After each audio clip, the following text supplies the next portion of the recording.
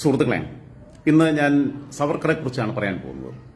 സവർക്കറെ കുറിച്ച് പറയുമ്പോൾ ആദ്യം തന്നെ എനിക്ക് പറയാനുള്ള കാര്യം, ചോര പുരണ്ട ഇന്ത്യയുടെ സ്വാതന്ത്ര്യ സമരത്തിന്റെ ചരിത്രമെടുത്ത് പരിശോധിക്കുമ്പോൾ അതിന്റെ ചരിത്ര താളുകളിൽ തങ്കലിപികളാൽ എഴുതി ചേർക്കപ്പെടേണ്ടുന്ന ഒരു സുവർണ്ണ നാമധേയമാണ് സവർക്കർ എന്നതാണ്. സവർക്കറെ കുറിച്ച് മുമ്പ് ഞാൻ വീഡിയോ ചെയ്തു കൊടുക്കുന്ന ചാനലിൽ അവർക്ക് വേണ്ടിയിട്ട് സ്റ്റോറി ചെയ്തിട്ടുണ്ട്. അത് കേട്ടവരിത് കേൾക്കണമെന്നില്ല, കാരണം അതിൽ പറഞ്ഞ അതേ കണ്ടന്റ് തന്നെയാണ് ഇവിടെയും ആവർത്തിച്ച് പറയാൻ പോകുന്നത്. ധീരദേശാഭിമാനി എന്ന രീതിയിൽ സവർക്കറെ എനിക്കിഷ്ടമാണ്. സവർക്കറുടെ ചരിത്രം ആഴത്തിൽ പഠിക്കുമ്പോൾ എങ്ങനെയാണ് ആ ഒരു മനുഷ്യനെ നമുക്ക് വെറുക്കാൻ കഴിയുക? സവർക്കർ ഏകദേശം 1.5 വർഷം മുമ്പാണ് സവർക്കർക്കെതിരെ ഒരു കുപ്രസിദ്ധമായ പ്രയോഗം നമ്മുടെ രാഹുൽ ഗാന്ധി നടത്തിയത്. മാപ്പ് പറയാൻ ഞാൻ സവർക്കറല്ല എന്നാണ് അദ്ദേഹം പറഞ്ഞത്. മാപ്പ് പറഞ്ഞ ചരിത്രം ഏറ്റവും കൂടുതലുള്ളത് സവർക്കർക്കായിരുന്നില്ല, മറിച്ച് രാഹുൽ ഗാന്ധിക്കായിരുന്നു എന്നത് സമീപകാല ഇന്ത്യയുടെ ചരിത്രം എടുത്ത് പരിശോധിക്കുമ്പോൾ നമുക്കെല്ലാം മനസ്സിലാവും. ഗാന്ധിജിയെ കൊന്നത് RSSകാരാണ് എന്ന് പറഞ്ഞതിന്റെ ഭാഗമായി RSS അദ്ദേഹത്തിനെതിരെ കേസ് കൊടുത്തു. അത് മാപ്പപേക്ഷയായിട്ട് നടക്കുക. ചൌക്കിദാർ ചോറിഹെ എന്ന് പറഞ്ഞത് ഡിഫാമേഷനിലേക്ക് എത്തി. അതിലും പുലിവാലി പിടിച്ചിരിക്കുകയാണ്. മോദി എന്ന് പേരുള്ളവരെല്ലാം കള്ളന്മാരാണ് എന്ന് പറഞ്ഞതും അബദ്ധത്തിലായി. അതും മാനനഷ്ട കേസ് നടന്നുകൊണ്ടിരിക്കുകയാണ്. സത്യത്തിൽ അങ്ങനെ പറയാൻ പാടില്ല.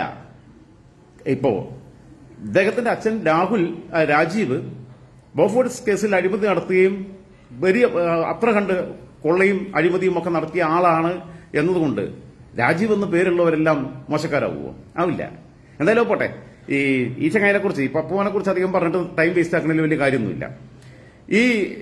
അത് നമുക്ക് ഒഴിവാക്കാം. നമ്മുടെ വിഷയം സവർക്കറാണ്. ആരാണ് സവർക്കർ? ചരിത്രം എടുത്ത് പരിശോധിക്കുമ്പോൾ അദ്ദേഹത്തിന്റെ ജീവചരിത്രം എടുത്ത് പരിശോധിക്കുമ്പോൾ അദ്ദേഹം സഞ്ചരിച്ച വഴികളെടുത്ത് നമ്മൾ റിവ്യൂ എടുത്ത് മനസ്സിലാക്കാൻ പറ്റുന്നത് സവർക്കർ വർഗീയവാദി എന്നാണ് അദ്ദേഹത്തെ എതിർക്കുന്ന ഇവിടുത്തെ ഈ റാഡിക്കൽ ഇസ്ലാം ഗ്രൂപ്പുകളും അതേപോലെ തന്നെ കോൺഗ്രസുകാരും ഇടതുപക്ഷ ബുദ്ധിജീവികളുമെല്ലാം വിലയിരുത്തുന്നത്. എന്നാൽ സവർക്കർ വർഗീയവാദിയല്ല, ദൈവവിശ്വാസിയായിരുന്നില്ല സവർക്കർ. പിന്നെ എങ്ങനെ വർഗീയവാദിയാവണേ? സവർക്കർ യുക്തിവാദിയായിരുന്നു. സവർക്കർ നിരീശ്വരവാദിയായിരുന്നു. സവർക്കർ മതരഹിതമായി ജീവിച്ച ആളാണ്.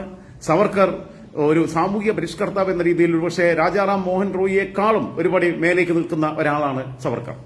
സവർക്കർ ബി ആർ അംബേദ്കറുടെ, നമ്മുടെ ഭരണഘടനാ ശില്പി ബി ആർ അംബേദ്കറുടെ അടുത്ത സുഹൃത്തായിരുന്നു. ആത്മബന്ധം ഉണ്ടായിരുന്നു അംബേദ്കറുമായിട്ട്. ആലോചിച്ച് നോക്കൂ, ഇദ്ദേഹം ഒരു സവർണ കുടുംബത്തിൽ ജനിച്ച ആളാണ് സവർക്കർ. ദളിത് വിഭാഗത്തിൽപ്പെട്ട ബി ആർ അംബേദ്കറും അദ്ദേഹവും തമ്മിൽ ആത്മബന്ധം ഉണ്ടായിരുന്നു എന്ന് ചരിത്രം രേഖപ്പെടുത്തുന്നു. ഇപ്പൊ അംബേദ്കർ ഇപ്പൊ ജീവിച്ചിരിപ്പുണ്ടെങ്കിൽ പപ്പുവിനെതിരെ ആദ്യം കേസ് കൊടുക്കുക അംബേദ്കർ ആയിരിക്കും എന്തായിരുന്നാലും.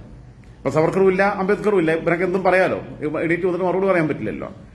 ഈ സാമൂഹ്യ പരിഷ്കർത്താവ് എന്ന് പറയുമ്പോൾ കേരളത്തിൽ ശ്രീനാരായണ ഗുരു ചെയ്ത സംഭാവനകളെക്കാൾ ഒരു പടി മേലെ അദ്ദേഹം മഹാരാഷ്ട്രയിൽ സാമൂഹിക പരിഷ്കരണ രംഗത്ത് ജാതി സമ്പ്രദായത്തിനെതിരെ, ഐക്യത്തിനെതിരെ പോരടിച്ചൊരു വ്യക്തിയാണ് സവർക്കർ. അദ്ദേഹം കവിയായിരുന്നു, ചിന്തകനായിരുന്നു, പ്രഭാഷകനായിരുന്നു, അഭിഭാഷകനായിരുന്നു.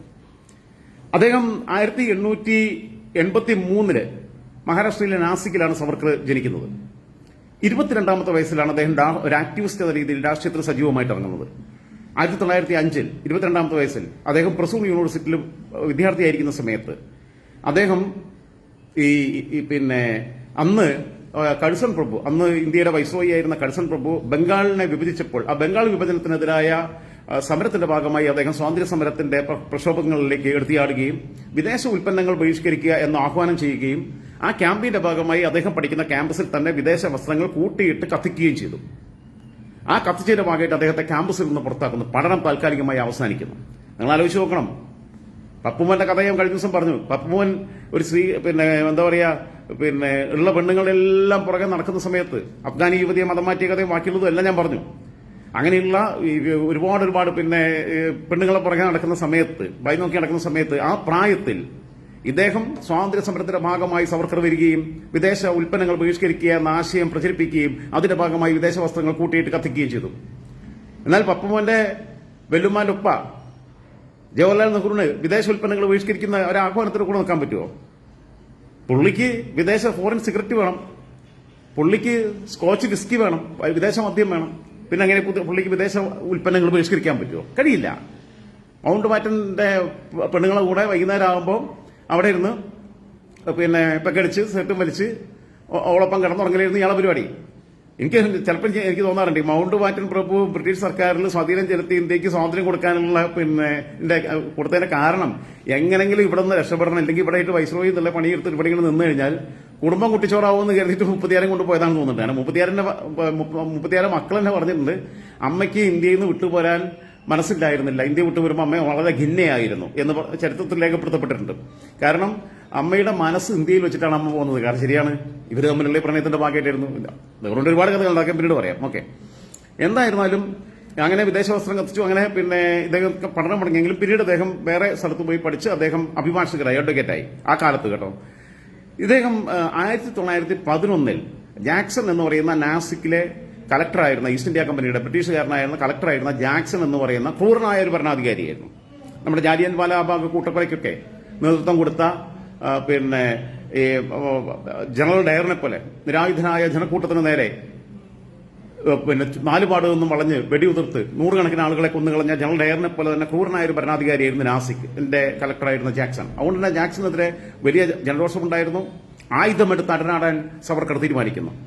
അങ്ങനെ ജാക്സനെ കൊന്ന കേസിലാണ് സവർക്കർ, അല്ലാതെ ബോഫോഴ്സിൽ കക്കാൻ പോയേണ്ടിയോ 2G സ്പെക്ട്രത്തിൽ കക്കാൻ പോയേണ്ടിയോ പെണ്ണുപിടിക്കാൻ പോയിട്ട് നല്ല ജയിലിൽ പോയത്. സ്വാതന്ത്ര്യ സമരത്തിന്റെ ഭാഗമായി നല്ല പ്രായത്തിൽ 1911 എന്ന് പറയുമ്പോൾ നിങ്ങൾ ആലോചിച്ച് നോക്കണം. അദ്ദേഹത്തിന് 28 വയസ്സേ ഉള്ളൂ. 28ാമത്തെ വയസ്സിൽ അദ്ദേഹം അറസ്റ്റിലാവുന്നു. അദ്ദേഹത്തെ 50 വർഷത്തെ ജീവപര്യന്തത്തിന് തടവിന് വിധിക്കുന്നു. 50 വർഷം. ആ കാലാവധി പൂർത്തീകരിക്കുകയാണെങ്കിൽ അദ്ദേഹം ആയുസുണ്ടെങ്കിൽ 78ാമത്തെ വയസ്സിൽ അവരെ പുറത്തിറങ്ങുക. ആലോചിച്ച് നോക്കണം. ഇവിടെ ജയിലിൽ കഴിഞ്ഞ വേറെ ആൾക്കാരൊക്കെ ഉണ്ട്, അതിലേക്ക് വരാം. ഇദ്ദേഹത്തെ ആദ്യം രത്നഗിരി ജയിലിൽ കുറച്ചു കാലം പാർപ്പിച്ചെങ്കിൽ പിന്നീട് ആൻഡമാനിലെ സെല്ലുലാർ ജയിലിലേക്ക് മാറ്റി. ആൻഡമാനിലെ ജയിൽ എന്ന് പറഞ്ഞു കഴിഞ്ഞാൽ അത് അനുഭവിക്കണം. നമ്മൾ കാലാപാനി സിനിമയ്ക്കകത്ത് കണ്ടിട്ടുണ്ട്. പ്രിയദർശന്റെ കാലാപാനി സിനിമയ്ക്കകത്ത് മോഹൻലാലൊക്കെ തകർത്ത് അഭിനയിച്ച സിനിമയാണ് താബു. ഹിന്ദി താരം താബു ആദ്യമായിട്ട് മലയാളത്തിൽ അഭിനയിക്കുന്നതിലാണ്. ആറ്റിറമ്പിലെ പാട്ട് എനിക്ക് ഫുള്ളായിട്ട് ഓർമ്മ കിട്ടുന്നില്ല. അതില് ശരത് കുമാർ ആയിരുന്നു തോന്നുന്നു അല്ലേ. എന്തായിരുന്നാലും അതിന്റെ സെറ്റിന്, അതിന്റെ കലാസംവിധാനത്തിന് ആർട്ട് ഡയറക്ടറായിട്ടുള്ള സാബു സിറിലിന് ദേശീയ അവാർഡ് കിട്ടിയെന്നാണ് എന്റെ ഓർമ്മ. സാബു സിറിലിന് അത്ര മനോഹരമായിട്ടാണ് ചെയ്തത്. അപ്പൊ നമ്മൾ ആ സിനിമയിൽ കണ്ടതൊന്നും അല്ല. അവിടുത്തെ ഈ കൽത്തുറുങ്കിൽ അടയ്ക്കുക എന്ന് പറഞ്ഞാൽ ഒരാൾക്ക് കഷ്ടിച്ച് നിന്ന് തിരിയാനുള്ള സ്ഥലമേ ഉള്ളൂ. നരകിപ്പിക്കുകയാണ്, നരകയാതനയാണ് അനുഭവിക്കുന്നത്. ഒരു കുഞ്ഞു കിളിവാതിൽ മാത്രം, അത് ഇവർക്ക് ഭക്ഷണം എത്തിക്കാനുള്ളതാ. പട്ടിക്കും പൂച്ചയ്ക്കും കൊടുക്കണ പോലെ കൊടുക്കണേ. കുളിക്കാൻ ആവശ്യത്തിന് വെള്ളം കൊടുക്കൂല. കുളിക്കാൻ കുറെ ദിവസം കൂടുമ്പോൾ ഒന്നോ രണ്ടോ മക്ക് വെള്ളം കൊടുക്കും. അങ്ങനെയാണ്. അതായത് മനുഷ്യനെ ആയിട്ട് മാനസികമായിട്ടായിട്ട് തകർത്ത് ഭ്രാന്തനാക്കി കളയുക എന്നുള്ളതാണ്. ആത്മഹത്യ ചെയ്യണമെന്ന് വിചാരിച്ചു കഴിഞ്ഞാൽ ഒരു ചാക്കുനൂല് പോലും കിട്ടാനില്ല, ഒരു ബ്ലേഡ് പോലും കിട്ടൂല. ആത്മഹത്യ ചെയ്യാനും പറ്റൂല, അതിനുള്ള അവസരം കിട്ടുന്നില്ല, ഒന്നുമില്ല. ദിവസങ്ങൾ ഇതൊന്നും പോകുന്നറിയില്ല. ഒരാൾക്ക് നിവർന്നു നിൽക്കാൻ കഴിയില്ല. ഒരാൾക്ക് തല മേളിൽ മുട്ടും. കാരണം നിവർന്ന് നിൽക്കരുത്. അതാണ്, ഒരു രീതിയിൽ റിലാക്സ് ചെയ്യരുത്. ആരുമായി സംസാരിക്കാൻ പറ്റുന്നില്ല. ഭക്ഷണം കൊണ്ടു തരുന്നവരും സംസാരിക്കില്ല, വട വെക്കും, പോവും. ഇത്രയേ ഉള്ളൂ. അങ്ങനെയാണ് ചെയ്യുന്നത്. അങ്ങനെ അതും മിതമായ രീതിയിൽ അങ്ങനെ ചെയ്യുന്ന ഒരു മനുഷ്യൻ ദിവസങ്ങളും ആഴ്ചകളും മാസങ്ങളും ഒന്നും കടന്നു പോകുന്നത് അറിയാതെ അവിടെ 10 വർഷത്തിലേറെ ആ ജയിലിൽ കഴിഞ്ഞു. ഇവിടെ ജവഹർലാൽ നെഹ്റു ഒക്കെ കഴിഞ്ഞിട്ടുള്ളത് എവിടെയാ? തീൻമൂർത്തി ഭവനിലൊക്കെയാ, വീട്ടുതറങ്കൽ പോലെയുള്ള തൽക്കാലത്തേക്ക്. അങ്ങനെ ജയിലിലാകുമ്പോൾ അന്നത്തെ കാലത്ത് ഏറ്റവും വലിയ ആഡംബരങ്ങളൊക്കെ ഉണ്ടെന്ന്. AC ഒന്നും ഇല്ലെങ്കിലും ഫാനുണ്ട്, പാട്ട് കേൾക്കാൻ റേഡിയോ ഉണ്ട്, പത്രം വായിക്കാൻ സൗകര്യമുണ്ട്. നിരത്തല്ല കിടക്കുന്നത് നമ്മളിവിടുത്തെ മാതിരി. അവർക്കൊക്കെ VIP പരിഗണനയിലാണ് നിർത്തിയിട്ടുള്ളത്. നല്ല കാരണം മൗണ്ട് ബാറ്റന്റെ ഭാര്യ തന്നെ വേണ്ട സഹായം എല്ലാം ചെയ്തു കൊടുക്കുമല്ലോ. ഫോറിൻ സിഗരറ്റ് കിട്ടും, ഒക്കെ കിട്ടും, സ്കോച്ചും കിട്ടും, എല്ലാം കിട്ടിയിട്ടുള്ള സുഖജീവിതമായിരുന്നു. 5 നക്ഷത്ര ഹോട്ടലിൽ ജീവിക്കുന്ന പോലെ. പക്ഷേ റൂമിൽ നിന്ന് പുറത്തിറങ്ങാൻ പറ്റില്ല എന്ന് മാത്രം. അത്രേ ഉണ്ടായിരുന്നുള്ളൂ നെഹ്റുവിനെ പോലെ ഉള്ളവർക്ക്. സഹതടവുകാരായിട്ട് ഇതേപോലെയുള്ള VIP വേറെ ഉണ്ടായിരുന്നു. പക്ഷെ ഇദ്ദേഹം അത്ര കണ്ട് സഹിച്ചും ബുദ്ധിമുട്ടിയുമാണ് അദ്ദേഹം അവിടെ ഈ ജയിലിൽ കഴിഞ്ഞത്. ആ ജയിലിൽ കഴിയുമ്പം നിങ്ങൾ ആലോചിക്കേണ്ട ഒരു കാര്യം കൂടിയുണ്ട്. ഇദ്ദേഹം സ്വന്തം കാര്യത്തിന് വേണ്ടിയിട്ടല്ല പോയത്. സ്വന്തം കാര്യം നോക്കിയിരിക്കുകയാണ്, സ്വാർത്ഥനായിട്ടിരിക്കുകയാണെന്നുണ്ടെങ്കിൽ, നെഹ്റുവിനൊക്കെ പോലെ കൈ നനയാതെ മീൻ പിടിക്കാനിരിക്കുകയാണെങ്കിൽ ഇദ്ദേഹം ജയിലിൽ പോവില്ല. ബ്രിട്ടീഷുകാരനെതിരെ ആയുധമെടുത്ത് പോരടിച്ചതിന്റെ ഭാഗമായിട്ടാ, ക്രൂരനായ ഒരു ഭരണാധികാരിയെ കൊന്നതിന്റെ ഭാഗമായിട്ടാണ് ജയിലിൽ പോയത്. ഓക്കെ, അത് മനസ്സിലാക്കണം നിങ്ങൾ. പിന്നെ പ്രധാനമന്ത്രി കുപ്പായം തയ്പ്പിച്ച് നിന്നല്ല അദ്ദേഹം. നെഹ്റു ജിന്നെ അതിനെക്കുറിച്ചായിരുന്നല്ലോ ആലോചിച്ചുകൊണ്ടിരുന്നത്. നേതാജി സുഭാഷ് ചന്ദ്രബോസ് മരിച്ച വിവരം അറിഞ്ഞപ്പോൾ രണ്ടുപേരും കൂടി ഒരുമിച്ച് മദ്യപിച്ചു എന്നുള്ളതാണ് ചില ചരിത്രകാരന്മാർ രേഖപ്പെടുത്തിയിട്ടുള്ളത്. കാരണം രണ്ടുപേർക്കും മുമ്പിലുള്ള ഒരു ശല്യം ഒഴിഞ്ഞുപോയി. ഗാന്ധിജി പിന്നെ അധികാരത്തിന് പറ്റില്ല എന്നറിയാം. ഇവർക്ക് രണ്ടുപേർക്കും പ്രധാനമന്ത്രിമാരാണ്. രാജ്യത്ത് അതിന് വേണ്ടിയിട്ടാണ് ഈ രാജ്യത്തെ വെട്ടിമുറിച്ച് തുമ്പില്ലാതാക്കിയത്. അതായത് നന്നായി എന്നുള്ള അഭിപ്രായം. അതിൽ സവർക്കും അതിനോട് യോജിപ്പ് തന്നെയായിരുന്നു. അതിലേക്ക് ഞാൻ പറയാം. ഇദ്ദേഹം ഈ ദയാഹർജി കൊടുത്തു. ദയാഹർജി കൊടുക്കാൻ ഇപ്പൊ നമ്മളെ ഇവിടെ തന്നെ വധശിക്ഷയ്ക്ക് വിധിക്കപ്പെട്ടവർക്ക് രാഷ്ട്രപതിക്ക് ദയാഹർജി കൊടുക്കാനുള്ള പിന്നെ ഒരവസരമുണ്ട്. രാഷ്ട്രപതി അത് പരിഗണിച്ചാൽ ചിലപ്പോൾ ഈ രാഷ്ട്രപതിക്ക് അവരെ ഒഴിവാക്കാൻ പറ്റും. രാഷ്ട്രപതിയാണ് ഫൈനൽ ഡിസിഷൻ എടുക്കുക, സുപ്രീം കോടതിക്ക് മേളിലുള്ള. രാഷ്ട്രപതി അത് തള്ളിക്കളഞ്ഞാൽ പിന്നീട് അവർക്ക് എന്താണോ തൂക്കിക്കൊല്ലുക എന്നുള്ളത് അറിഞ്ഞാൽ മതി. ഇതാണ് സ്ഥിതി. അപ്പം ഇദ്ദേഹം ദയാഹർജി കൊടുക്കുമ്പോൾ അതിന് അതിൻ്റെതായ ഒരു ഫോർമാറ്റ് ഉണ്ട്. അതിനാണ് ഇവർ മാപ്പ് പറഞ്ഞു എന്ന് പറയുന്നത്. ദയാഹർജി കൊടുക്കുമ്പോൾ അതിൻ്റെതായ ഒരു പ്രൊസീജിയർ ഉണ്ട്. ഇപ്പൊ നമുക്കറിയാലോ, നമ്മുടെ നാട്ടില് ഇപ്പൊ കോടതി ഭാഷ പ്രത്യേക ഒരു ഭാഷയാണ് അല്ലേ. ആധാരം കോടതിയിൽ പറയുന്ന കാര്യങ്ങൾ പലതും നമുക്ക് മനസ്സിലാവില്ല. ആധാരം എഴുതി ആധാരം വായിച്ചാൽ നമുക്ക് എന്തെങ്കിലും മനസ്സിലാവുമോ? ആധാരം നോക്കിക്കഴിഞ്ഞാൽ അടിയാധാരങ്ങളൊക്കെ എടുത്ത് നോക്കിയാൽ തീരെ മനസ്സിലാവില്ല. ഇപ്പോഴത്തെ ആധാരം പിന്നെയും കുറച്ചുകൂടി ഒരു ആധുനികവൽക്കരിക്കപ്പെട്ടിട്ടുണ്ട്. അത് റവന്യൂ ഡിപ്പാർട്ട്മെന്റുമായി ബന്ധപ്പെട്ട ആൾക്കാർക്കും രജിസ്ട്രാർ ഓഫീസുകളുമായി ബന്ധപ്പെട്ട ആൾക്കാർക്കും ഈ ആധാരം എഴുത്തുകാർക്കും മാത്രമേ മലയാളം മനസ്സിലാവുള്ളൂ. സാധാരണക്കാരെ ഡ്രാഫ്റ്റ് ചെയ്തത് എങ്ങനെയാണെന്നുള്ളത് മനസ്സിലാവില്ല. അതേ രീതിയിലുള്ള ചില ഫോർമാറ്റ് ഉണ്ട് അതിന്. അത്തരം ഒരു സാങ്കേതികമായിട്ടുള്ള വിഷയമാണ്. കാരണം ഇപ്പോൾ കോടതിയിൽ ജസ്റ്റിസിനെ, ജഡ്ജിയെ നമ്മൾ മിസ്റ്റർ ജഡ്ജി എന്ന് പറയാൻ പറ്റുമല്ല, യുവർ ഓണർ എന്നാണ് പറയുന്നത്. കാരണഭൂതൻ കള്ളനാണ് എന്ന് പറയുന്ന സ്വപ്ന സുരേഷ് പോലും പറയുമ്പോൾ ഓണറബിൾ ചീഫ് മിനിസ്റ്റർ എന്നാണ് പറയുന്നത്. ഇവിടെ രാഷ്ട്രീയ വേദികളിൽ മോദിക്കെതിരെ പ്രസംഗിക്കുന്ന പിണറായി വിജയൻ ഔദ്യോഗികമായി പ്രധാനമന്ത്രി എന്ന രീതിയിൽ അദ്ദേഹത്തിന് ഒരു കത്ത് കൊടുക്കുകയാണെങ്കിൽ, അദ്ദേഹത്തെ സംബോധന ചെയ്യുകയാണെങ്കിൽ ഓണറബിൾ പ്രൈം മിനിസ്റ്റർ എന്നാണ് പറയുക. അതങ്ങനെയാണ് ഇതിന്റെ രീതി. ഇവിടെ വി ഡി സതീശനായാലും പാർട്ടിയുടെ പൊളിറ്റ് ബ്യൂറോ അംഗവും മുഖ്യമന്ത്രിയുമായിട്ടുള്ള പിണറായി വിജയനായാലും, കാരണം പിണറായി വിജയൻ രാഷ്ട്രീയ പ്രവർത്തനം തുടങ്ങുന്ന കാലത്ത് ഷംസീർ ജനിച്ചിട്ട് പോലുമില്ല. ഷംസീർ സ്പീക്കർ ആയിരിക്കുമ്പോൾ ഷംസീറിനെ സംബോധന ചെയ്യുക സാർ എന്നാ. അവിടെ സീനിയറും ജൂനിയറും ഒന്നുമില്ല. ആ പദവിയെ ബഹുമാനിക്കുക എന്നുള്ളതാണ്. അപ്പൊ അങ്ങനെയുള്ള ചില ടെക്നിക്കലായിട്ടുള്ള വിഷയങ്ങളാണ് ഇവർ കൊണ്ടുവന്നിട്ട് അവതരിപ്പിച്ച് മാപ്പ് പറഞ്ഞു ഷൂ നക്കി എന്നൊക്കെ പറയുന്നത്. പിന്നെ ഇപ്പൊ നമ്മൾ ആലോചിച്ച് നോക്കും, ഇങ്ങനെ കഴിയുന്ന ഒരു മനുഷ്യന്റെ അവസ്ഥ നിങ്ങൾ ചിന്തിക്കണം. ഇപ്പൊ ഭഗത് സിംഗും സദ്ദാം ഹുസൈനും ഒക്കെ കഴിമരത്തിലേക്ക് നിർഭയരായി കടന്നുപോയതിനെ കുറിച്ച് നമ്മൾ പറയാറുണ്ട്. പോകുന്നേ ഞാനും നിങ്ങളുമായാലും എല്ലാം കഴിഞ്ഞു. ഈ കയ്യാലപ്പുറത്ത് തേങ്ങ വരി അങ്ങോട്ടാണോ ചാടുക എന്നുള്ള സംശയത്തിന്റെ തലയിൽ നിൽക്കുമ്പോഴാണ് ബുദ്ധിമുട്ടുണ്ടാകുക. അങ്ങനെ ആകുമ്പോൾ എന്ന് വെച്ച് കഴിഞ്ഞാൽ നമുക്ക് എന്താണ് ആകെ ആശങ്ക, കൺഫ്യൂഷൻ, എന്തായിരിക്കും ഒരു അനിശ്ചിതത്വം ഉണ്ടാകുമ്പോൾ ആ അൺസർട്ടനിറ്റി മാറിക്കഴിഞ്ഞ് ഓക്കെ രക്ഷപ്പെടുന്നില്ല, എന്തായാലും അവർ കൊല്ലാൻ തീരുമാനിച്ചു. പിന്നെ ആ ദിവസം എടുക്കുമ്പോൾ നമ്മൾ കഴിയുമ്പോഴത്തേക്ക് നമ്മളാണെങ്കിലും കൈവീശി കാണിച്ചിട്ട് ഒന്ന് വിഷ് ചെയ്തിട്ടും ഗുഡ് മോർണിംഗ് ഒക്കെ പറഞ്ഞിട്ട് നമ്മൾ പോവും. കാരണം അതിനുള്ള ധൈര്യം ഉണ്ടാവും, അതിനുള്ള ധൈര്യത്തിലേക്ക് എത്തും. അല്ലാതെ അവിടെ മാവിട്ട് കരഞ്ഞിട്ടൊന്നും ഇവര് തൂക്കാതിരിക്കില്ലല്ലോ. അപ്പൊ അങ്ങനെ തന്നെ പോകും.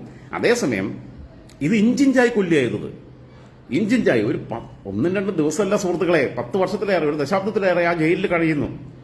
പുറം ലോകമൊന്നും അറിയാതെ, ആരെയും കാണാതെ, ആരോടും സംസാരിക്കാതെ, ദിവസങ്ങളും മാസങ്ങളും പോകുന്നതറിയാതെ, നിമിർന്ന് നിൽക്കാൻ കഴിയാതെ, മര്യാദയ്ക്ക് കുളിക്കാൻ വെള്ളം കിട്ടാതെ,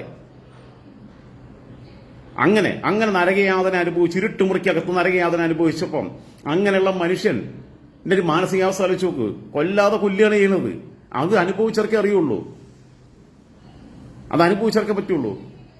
ഈ ആൻഡമാൻ ജയിൽ എന്ന് പറയുമ്പം ആൻഡമാനിലെ ജയിലിൽ ഇന്നും ഒരുപാട് മനുഷ്യരുടെ ചോര കൊണ്ട് കുതിർന്ന മണ്ണാണ് ആൻഡമാനിലെ ജയിൽ. ഒരുപാട് മനുഷ്യരുടെ നിലവിളി ശബ്ദം ഇപ്പോഴും മുഴങ്ങിക്കൊണ്ടിരിക്കുന്ന ഒരു മണ്ണാണ് ആൻഡമാനിലെ സെല്ലുലാർ ജയിൽ എന്ന് പറയുന്നത്. അവിടെയാണ് അദ്ദേഹം കിടന്നത്. അദ്ദേഹം മോചിതനായി കഴിഞ്ഞപ്പോഴും പിന്നെ ഇങ്ങനെ ദയാഹർജി കൊടുത്തു, 4 പ്രാവശ്യം കൊടുത്തു അദ്ദേഹം. 4ാമത്തെ പ്രാവശ്യമാണ് ദയാഹർജിക്ക് അദ്ദേഹത്തിന് അങ്ങനെ വിടുതലായിട്ട് ഉള്ള അപ്രൂവൽ കിട്ടുന്നത്. അങ്ങനെ വിട്ട് അദ്ദേഹം നാട്ടിലെത്തി കഴിയുമ്പോഴും അദ്ദേഹത്തിന് അത്രയും കാലം ജയിലിൽ കിടന്നു. 40 വയസ്സുമായി. എന്നാൽ ഇനിയിപ്പോ കാരണം 28ാമത്തെ വയസ്സിൽ ജയിലിൽ പോയതാ, 41 വയസ്സിലാണ് റിലീസാവുന്നത്. ഇനിയിപ്പം നാം സ്വസ്ഥമായിട്ട് കുടുംബത്തിലെ കാര്യങ്ങൾ നോക്കിയിരിക്കാന്നല്ല അദ്ദേഹം തീരുമാനിച്ചത്. അദ്ദേഹം അങ്ങനെ സുഖജീവിതത്തിലേക്കല്ല പോയത്. അദ്ദേഹം സാമൂഹിക പ്രവർത്തകനായിട്ട് സജീവമായി സോഷ്യൽ ആക്ടിവിസ്റ്റായിട്ട് രംഗത്തേക്ക് ഇറങ്ങി. 1931 അദ്ദേഹം രത്നഗിരിയിൽ ഒരു പതീത് പാവൻ മന്ദിർ എന്ന ഒരു ആരാധനാലയം സ്ഥാപിക്കുന്നു.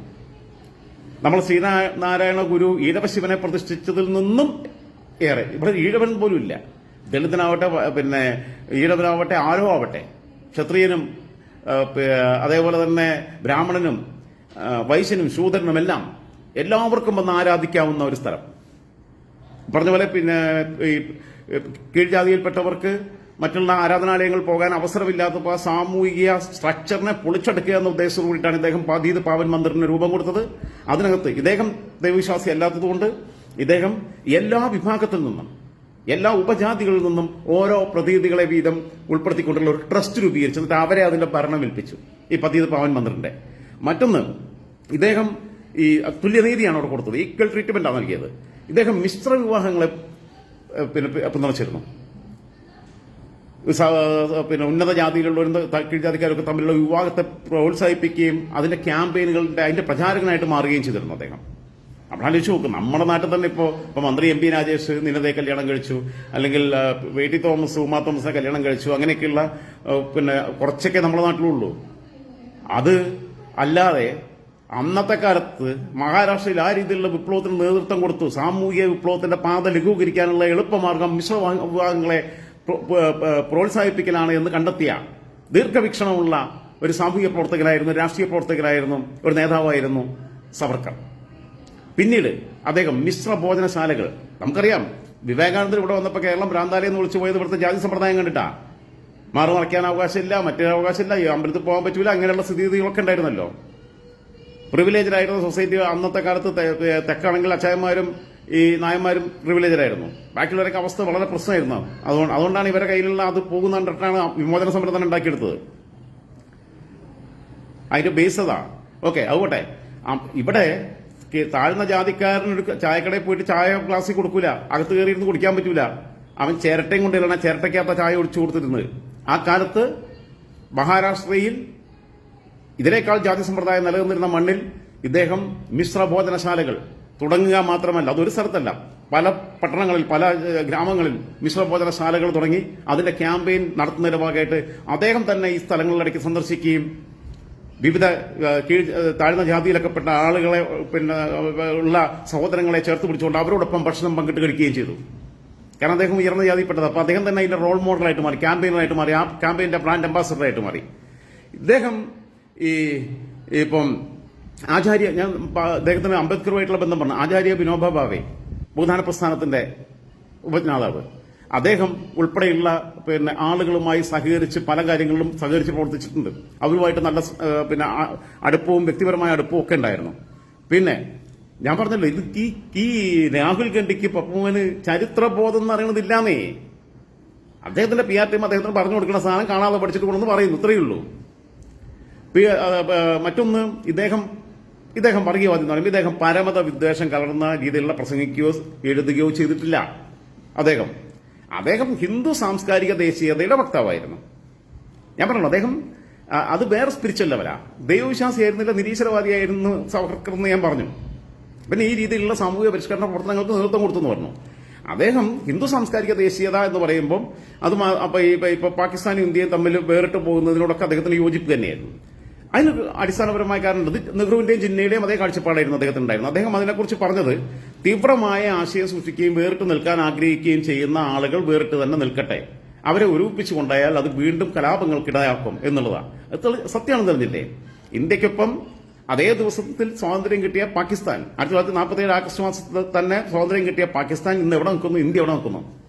ഇന്ത്യയിലെ 2 മുൻ പ്രധാനമന്ത്രിമാർ ഇപ്പോഴും ജീവിച്ചിരിപ്പുണ്ട്. മൻമോഹൻ സിംഗ് കോൺഗ്രസിന്റെ പ്രധാനമന്ത്രിയായിരുന്നു 2004 തൊട്ട് 2014 വരെ. ദേവഗൌഡ 1996 ഇന്ത്യയുടെ പ്രധാനമന്ത്രിയായിരുന്നു. ആ 2 പ്രധാനമന്ത്രിമാരും ജീവിച്ചിരിപ്പുണ്ട്. പക്ഷേ പാകിസ്ഥാനിലെ മുൻ പ്രധാനമന്ത്രിമാർ ആരെങ്കിലും അവിടെ സുഖമായിട്ട് ജീവിച്ചിരിക്കുന്നുണ്ടോ? ഏതെങ്കിലും ഒരുത്തല്ല. നവാസ് ഷെരീഫ് അധികാരത്തിൽ വരുമ്പോൾ ബേനസ് ഭൂട്ടോയെ പിടിച്ച് ജയിലിലാക്കും, അല്ലെങ്കിൽ ബേനസ് ഭൂട്ടോ UK-ലോ അമേരിക്കയിലോ കാനഡയിലോ അല്ലെങ്കിൽ ഒക്കെ പോയിട്ട് താമസിക്കും. പർവേസ് മുഷാറഫ് അധികാരത്തിൽ വരുമ്പോൾ നവാസ് ഷെരീഫിനെ പിടിച്ച് ജയിലിലിടും, അല്ലെങ്കിൽ ഇവിടുന്ന് രാജ്യം വിട്ടു പോവുക. ആസിഫ് അലി സർദാരി അധികാരത്തിൽ വരുമ്പോൾ ഈ പർവേസ് മുഷാറഫ് വിദേശത്ത് കിടന്നാ മരിച്ചത്, സ്വന്തം നാട്ടിലേക്ക് തിരിച്ചു വരാൻ പറ്റില്ലായിരുന്നു അവസാന കാലത്ത്. അദ്ദേഹം ദുബായിലാണ് കിടന്ന് മരിച്ചതെന്ന് തോന്നണോ? ആലോചിച്ച് നോക്ക്. എത്ര നമ്മുടെ രാജീവ് ഗാന്ധിയും ഇന്ദിരാഗാന്ധിയും ഒക്കെ കൊല ചെയ്യപ്പെട്ടു. ഇന്ദിരാഗാന്ധിയുടെ അത് കയ്യിലിരിപ്പുണ്ടാ. ഭിന്ദ്രൻവാലയ്ക്ക് എല്ലാ രീതിയിലുമുള്ള സഹായം ചെയ്തു കൊടുത്തതും ഭിന്ദ്രൻവാലയുമായി ഉള്ള വേറെ ചില താല്പര്യങ്ങളുണ്ടായിരുന്നു അതിനകത്ത്. ഞാൻ പറയാം വിശദമായിട്ട്. ഇന്ദിരാഗാന്ധിയുടെ കിടപ്പറ കഥകളൊക്കെ ഭയങ്കര കൗതുകരമായിട്ടുള്ള ഡോക്യുമെന്റഡ് ആണെല്ലാം. അത് ഞാൻ വിശദമായിട്ട് പിന്നീട് പറയാം.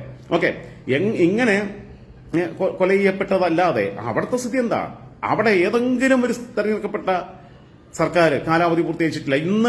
ഇന്ന് വരെ പൂർത്തീകരിച്ചിട്ടില്ല. ആലോചിച്ച് നോക്കണം നിങ്ങൾ. വർഷത്രയായി ആലോചിച്ച് നോക്കണം. അപ്പം അതാണ് അവിടുത്തെ സ്ഥിതി. അവിടെ ഇടയ്ക്കിടയ്ക്ക് പട്ടാള ഭരണം. ബേനസിൽ ഭൂട്ടോയുടെ പിതാവ് ഭൂട്ടോയെ സിയാ ഉൾക്കക്ക് വന്നു. സിയാ ഉൾക്കക്ക് ആകാശത്ത് വിമാനാപകടത്തിൽ മരണപ്പെട്ടു. പക്ഷെ അതിന്റെ പിന്നിലും അട്ടിമറിയുണ്ട് എന്നുള്ളതാണ് പറയപ്പെടുന്നത്. ഓരോരുത്തരുടെ അവസ്ഥ. ഇപ്പൊ ഇമ്രാൻഖാൻ ജയിലിൽ കിടക്കുക. അപ്പൊ ഇതാണ് അവിടുത്തെ സ്ഥിതി. ആ സ്ഥിതി വെച്ച് നോക്കുമ്പോൾ അവർ പോയത് നന്നായി എന്നുള്ള അഭിപ്രായം തന്നെയാണ്. ഇവിടെ നമ്മള് 5Gയിലെത്തി നിൽക്കുക. അവരവിടെ ഇപ്പോഴും പിന്നെ റേഡിയോ കേട്ടോണ്ടിരിക്കുക. അവിടെയാണ് സ്ഥിതി വ്യത്യാസം വരുന്നത്. പാക് ഒക്കുപ്പൈഡ് കാശ്മീരിൽ ഉൾപ്പെടെ ആളുകൾ തെരുവിലിറങ്ങി കലാപമാണ്. അവരൊക്കെ ഇപ്പൊ ഇന്ത്യൻ സേന എങ്ങനെ അവിടെ ചെന്ന് കഴിഞ്ഞാൽ അവർ ഇന്ത്യൻ സേനയുടെ കൂടെ നിൽക്കും. അവിടെ ഇപ്പൊ ഒരു റഫറൻഡം നടന്നു കഴിഞ്ഞാൽ, ഹിതപരിശോധന നടന്നു കഴിഞ്ഞാൽ പാക് ഒക്കുപ്പൈഡ് കാശ്മീരിലുള്ള ആൾക്കാർ പറയും ഇന്ത്യയുടെ നിയന്ത്രണത്തിലുള്ള കാശ്മീരിന്റെ കൂടെ ഞങ്ങളെ കൂട്ടിച്ചേർക്കണം പിന്നെ ആവശ്യപ്പെടും. അത്ര കണ്ട് അവർക്ക് പാകിസ്ഥാനോട് പ്രതിഷേധമാണ്. ഡിസ്ക്രിമിനേറ്റ് ചെയ്യപ്പെടുന്നുണ്ട്. 2 പട്ടിണിയും പായാരാണ്.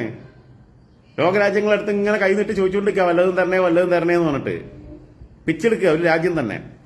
ഓക്കെ, വേറെ ലോകത്ത് ഇന്തോനേഷ്യ കഴിഞ്ഞാൽ ഏറ്റവും അധികം മുസ്ലിങ്ങൾ അധിവസിച്ചുള്ള രാജ്യം ഇന്ത്യയാണ് ലോകത്ത്. നമ്മളെ നാട്ടിലുള്ള ഇസ്ലാം മത വിശ്വാസികൾക്ക് വെള്ളിയാഴ്ച പള്ളിയിൽ പോയി ജുമായൊക്കെ പിന്നെ കഴിഞ്ഞ് തിരിച്ചു വന്ന് വീട്ടിൽ വന്ന് പോത്തിറച്ചിയും കൂട്ടി ചോറും കഴിച്ച് സുഖമായിട്ട് കിടന്നുറങ്ങാം. കുറച്ചു നേരം വയ്യാലും വീട്ടുകാർക്ക് ടെൻഷനില്ല. പാകിസ്ഥാനിലൊക്കെ വെള്ളിയാഴ്ച പള്ളിയിൽ നിസ്കരിക്കാൻ പോകുന്നവൻ വല്ല സ്പേസിലേക്ക് പോണ മാതിരിയാ. തിരിച്ചു വരുമെന്ന് ഉറപ്പില്ലാതെ അവസാനമായിട്ട് കണ്ട് യാത്ര പറയണ മാതിരിയാ പോവുക. കാരണം വെച്ചാൽ വെള്ളിയാഴ്ച പള്ളിയിൽ പ്രാർത്ഥിക്കണ നേരത്ത് ബോംബുട്ടാണേ. തമ്മിലെ കൊല്ലല്ലേ. ഇന്ത്യയിൽ നടക്കൂല. അതാണ് ഇന്ത്യയും പാകിസ്ഥാനും തമ്മിലുള്ള വ്യത്യാസം. അതുകൊണ്ട് അവരവിടെ നിന്ന് ഈ പറഞ്ഞ വർഗീയവാദികൾ വേറെ രാജ്യം ഉണ്ടാക്കി പോയത് നന്നായി എന്നുള്ളതിന്റെ അഭിപ്രായത്തോടെ തന്നെ ഞാനും യോജിക്കുന്നത്. അതിൽ സവർക്കറുടെ കാഴ്ചപ്പാട് തെറ്റിയിട്ടില്ല എന്ന് തന്നെയാണ് എന്റെ അഭിപ്രായം. കാരണം അതുകൊണ്ട് നമുക്കിവിടെ സമാധാനമായിട്ട് ജീവിക്കാം. ഓക്കെ, പിന്നെ കുറച്ചെണ്ണം ഉണ്ട് ഇനി പറഞ്ഞയക്കാനുള്ളത്. ഇപ്പോൾ ഉദയ്പൂരിൽ പ്രശ്നം ഉണ്ടാക്കിയത്, അതേപോലെയുള്ള തീവ്രവാദികളും കൈവെട്ടാനും കാലുവെട്ടാനും നടക്കുന്നവരൊക്കെ. ഇദ്ദേഹം മുൻകൂട്ടി പറഞ്ഞിരുന്നു തന്റെ മരണശേഷം തന്റെ മരണാനന്തര കർമ്മങ്ങളിൽ മതപരമായ ചടങ്ങുകൾ ഒഴിവാക്കണം. എന്നിട്ടാണ് അയാളെ ഹിന്ദു തീവ്രവാദി എന്ന് പറയുന്നത്. മതപരമായ പിന്നെ ചടങ്ങുകൾ ഒഴിവാക്കണം എന്ന് അദ്ദേഹം പറഞ്ഞിരുന്നു. മരണാനന്തര കർമ്മങ്ങൾ ലളിതമായി നടത്തണമെന്ന് പറഞ്ഞിരുന്നു. അങ്ങനെ അദ്ദേഹത്തിന്റെ ആ അഭിലാഷം അദ്ദേഹത്തിന്റെ സുഹൃത്തുക്കളോട്, അദ്ദേഹത്തിന്റെ കുടുംബാംഗങ്ങളോടെല്ലാം നേരത്തെ അറിയിച്ചിരുന്നു.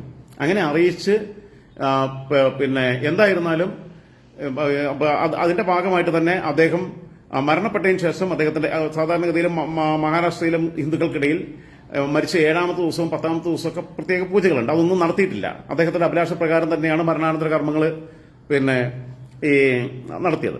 വേറൊന്ന്, അദ്ദേഹം 19 വയസ്സായപ്പം അദ്ദേഹം ഒരു തീരുമാനമെടുത്തു, ഇനി എന്റെ ജീവിതം കൊണ്ട് വലിയ അർത്ഥമൊന്നുമില്ല, ആരോഗ്യമൊക്കെ ഇതായി, എനിക്കിനി ഇപ്പൊ സമൂഹത്തിന് വേണ്ടി ഒന്നും ചെയ്യാൻ കഴിയില്ല. തനിക്കെന്ത് കിട്ടുമെന്നുള്ളതല്ല, തനിക്ക് എന്ത് കൊടുക്കാൻ കഴിയും സമൂഹത്തിന് വേണ്ടി എന്നാണ് ചിന്തിച്ചത്.